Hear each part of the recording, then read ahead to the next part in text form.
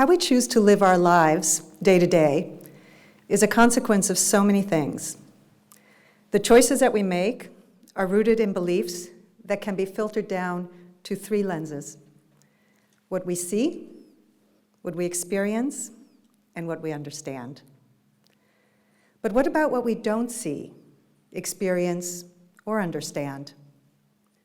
The artist Kerry James Marshall is on a lifelong mission to insert the Black figure into art history and onto the walls of museums, where images of Black people have been woefully underrepresented.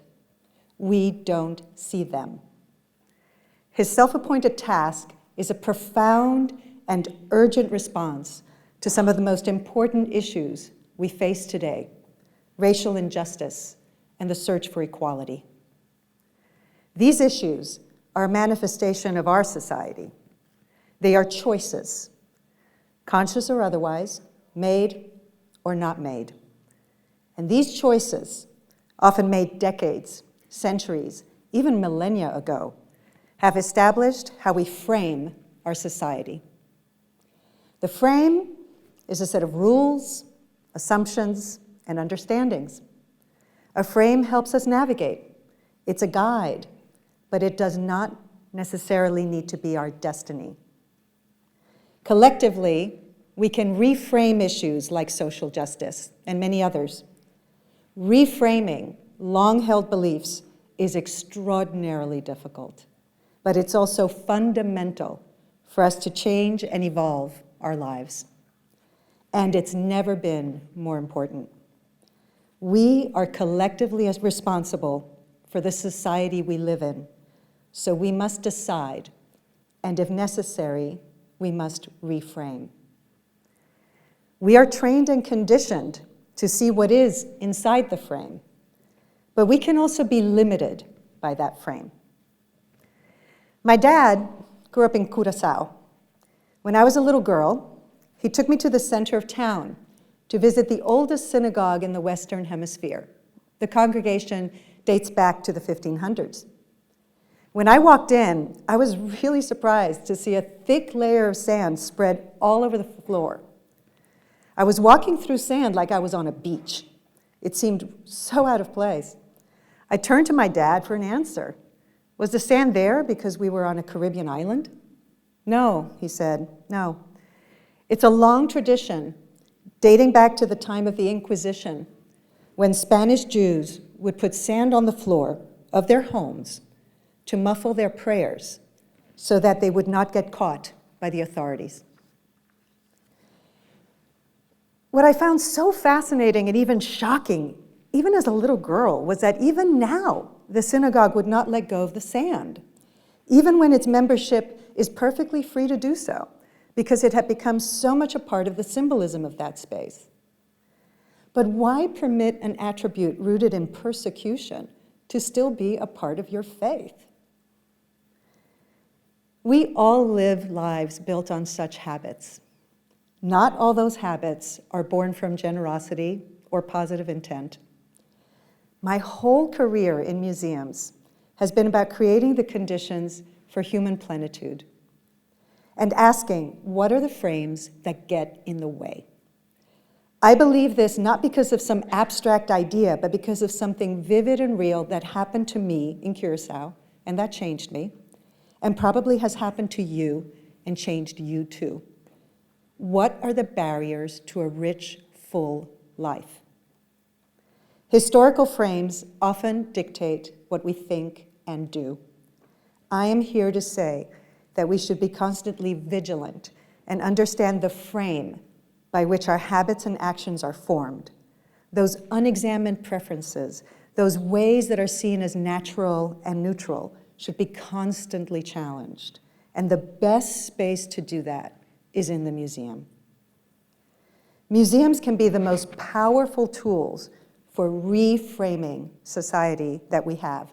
Museums disrupt societal frames for a living. They question habits and surface blind spots. And they do this by showing the work of artists who reframe and question the status quo in unique ways through the experience of real, physical, powerful objects. This matters to you and me because reframing can equip us with the tools to clear blinders and break through the limitations on the ways we see, experience, and understand issues that affect us all. Museums prepare us for a complicated, interdependent world. They teach us visual literacy, critical thinking, and how to imagine the world from the perspective of someone very different from yourself. This is even more important now in the age of selfies that always put us in the center of the frame. The rabbit hole that's the self-affirming world of the internet echo chamber, and the resurgence of fear of, even hostility toward people who are different from us. Our belief systems are turning inward. What we need is a place that generates a kind of outward commonality, something that brings people together, that is less about the self and more about being with each other. And museums are that place. Once we understand the frame, we can choose to upend it. And who sees better than an artist? In fact, it would benefit all of us, not only to follow the way an artist sees, but to follow the way an artist thinks. Picture two fast friends just a few years out of art school. Marcel Duchamp and Constantin Brancusi are a young painter and a young sculptor, and they want to change the world. They're interested in everything new. It's 1912, and they read about an aviation show taking place in their hometown of Paris, and they go see what's up. They're wowed by this brand new flying machine called an aeroplane, and they especially fall in love with the shape and look of its spinning propeller blades. Back in his studio, Brancusi creates a blade-like sculpture, shifts its orientation, and the result is one of the most famous works in the entire history of sculpture, Bird in Space, which announced non-representational art in sculpture. It was a breakthrough, but only in Europe. In the US, when the sculpture traveled to Chicago in 1927, customs officials refused to believe it was a work of art and impounded it. It was finally released under the category of kitchen utensils and hospital supplies.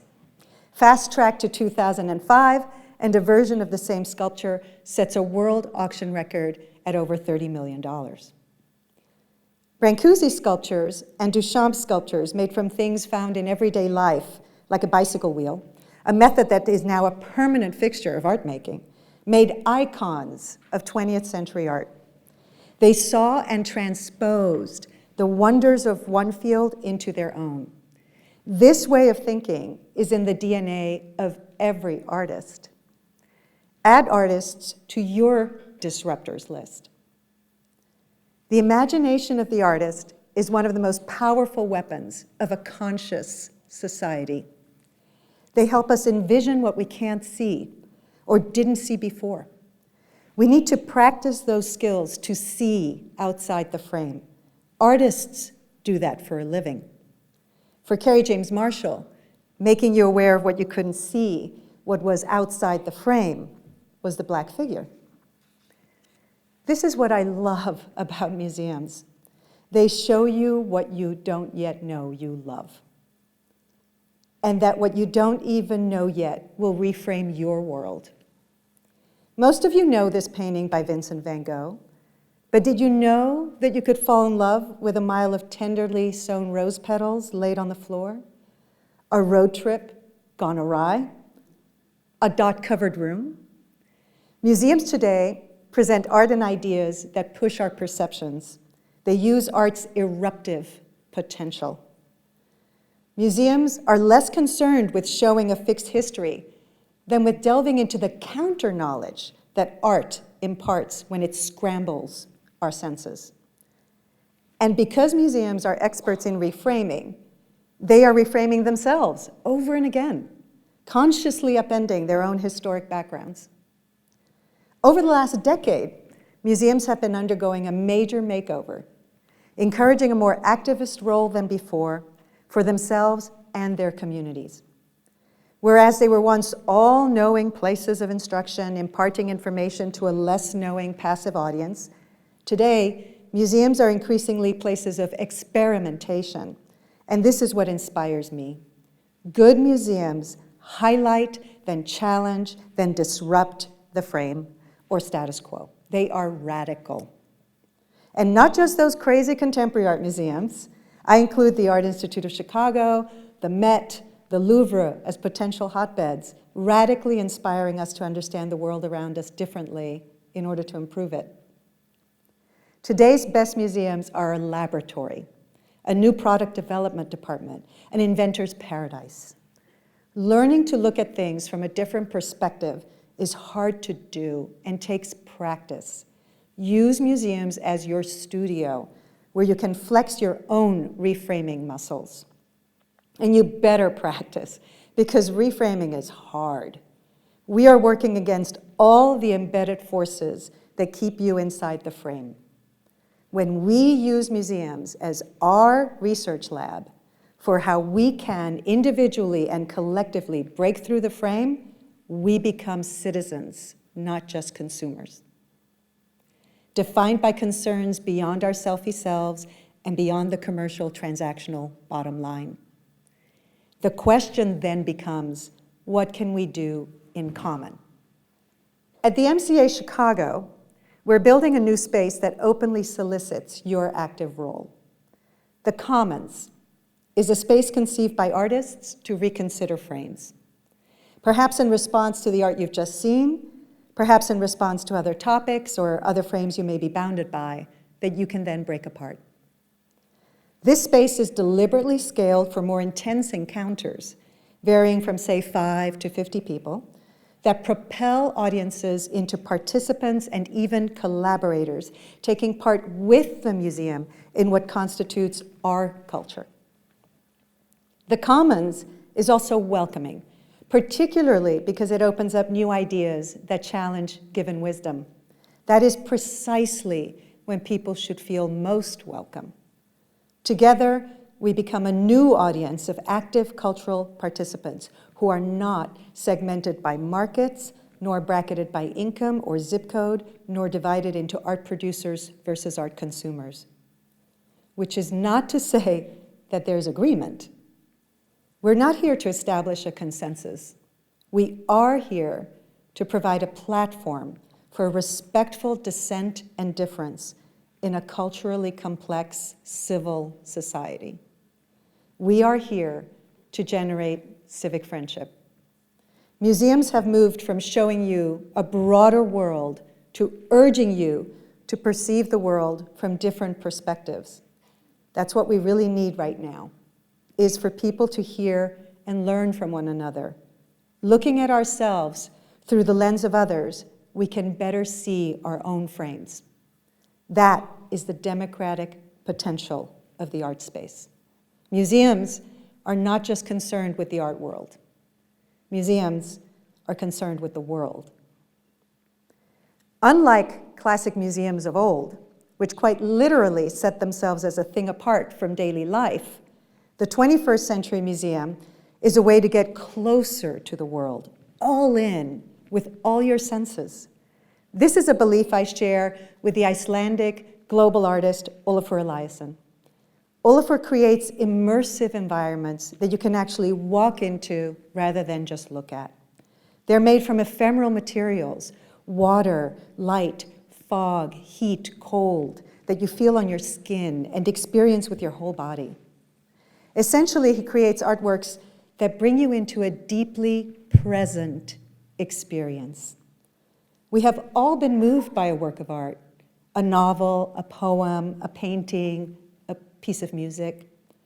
This deep experience is the necessary first step to being conscious, which then leads to taking action.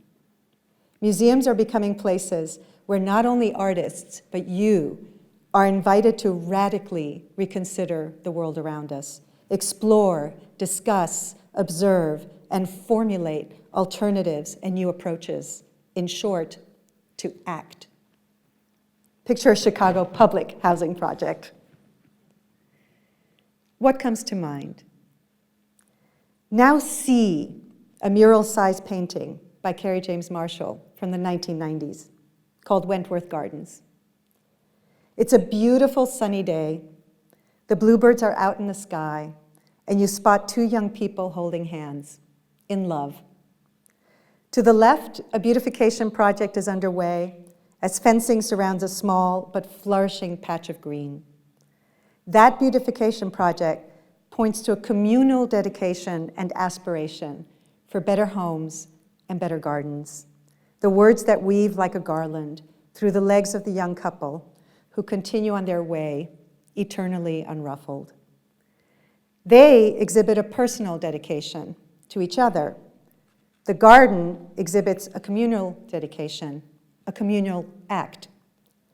This is not a nostalgic or whitewashed scene.